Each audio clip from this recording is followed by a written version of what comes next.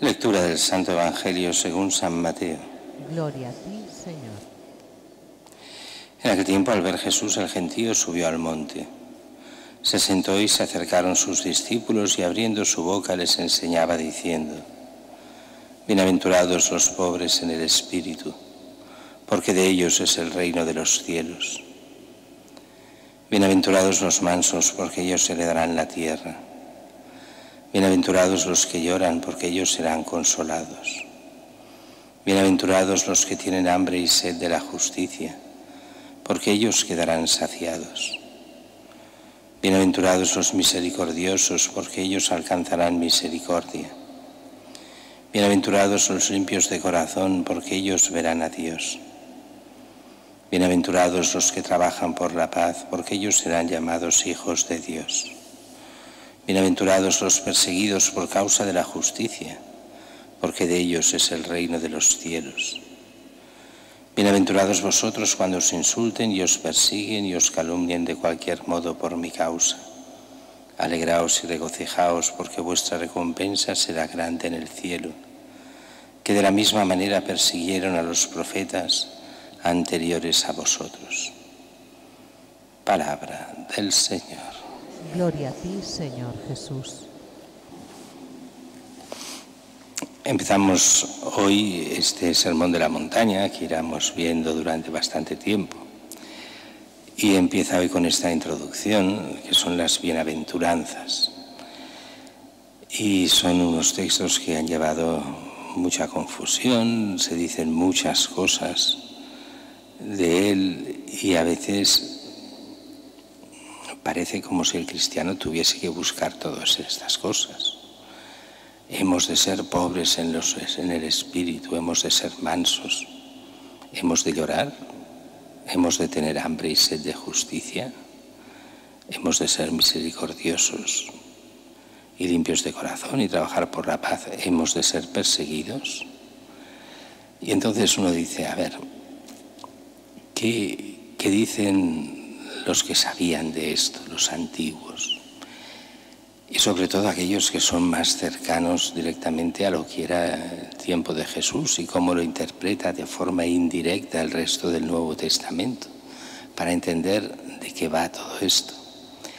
Son actitudes ciertamente cristianas, no digo que no, faltaría más, pero es peligroso el planteárselas como un fin de vida.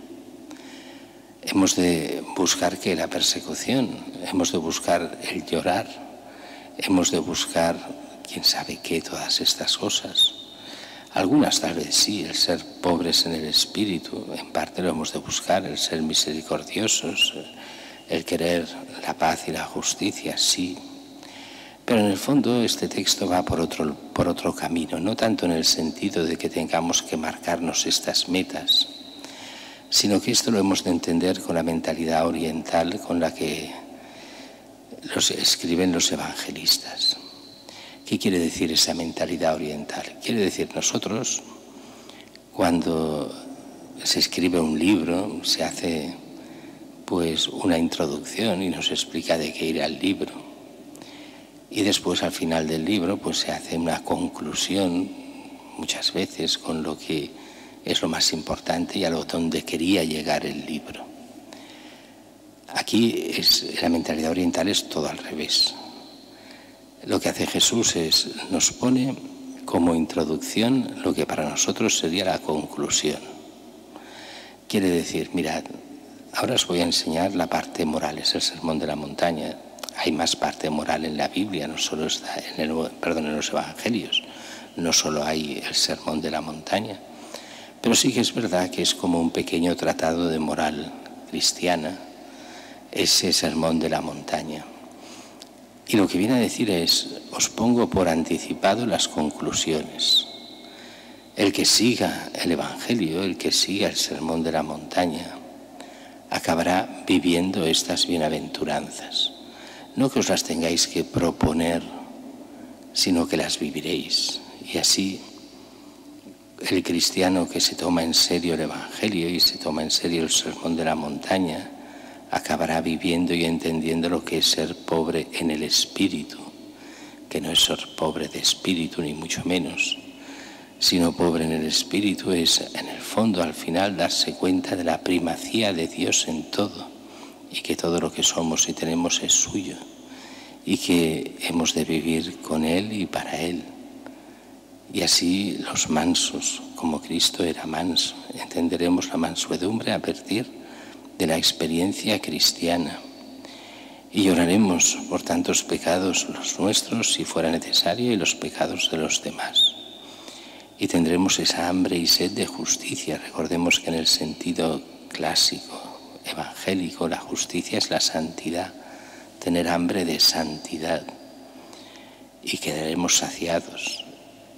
Y vivir la misericordia, que es la misericordia de Dios hacia nosotros, saber entender la misericordia hacia nosotros mismos y hacia los demás. La misericordia que Dios quiere, que es en el fondo esa conversión del corazón de darnos cuenta de las miserias nuestras y de los demás y saber ofrecérselas a Dios para nuestra conversión continua. Y así todas las demás, hasta llegar a la última, donde se nos hablará: vivís de verdad en Cristo, tranquilos, tendréis persecuciones. Persecuciones entre vosotros, persecuciones también fuera. Esto es todo el Evangelio, lo dice, y después San Pablo lo repite muchas veces. Esas persecuciones que venían de miembros de la comunidad, de aquellos miembros, unos porque eran judaizantes, otros porque querían ser los protagonistas de todo y ser los que mandasen en todo, y no tenían ningún derecho a hacerlo.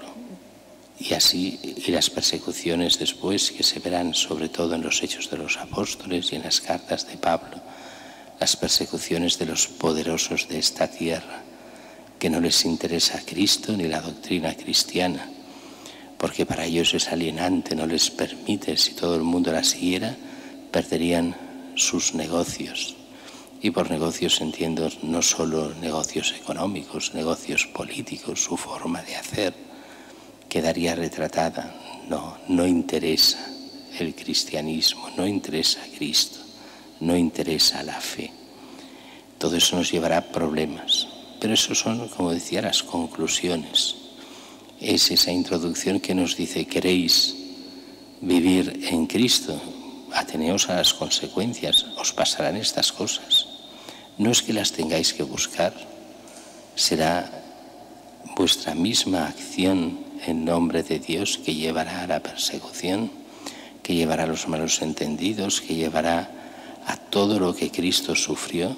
Este es un retrato de Cristo en el fondo, y será el retrato del cristiano que siga la voluntad de Dios.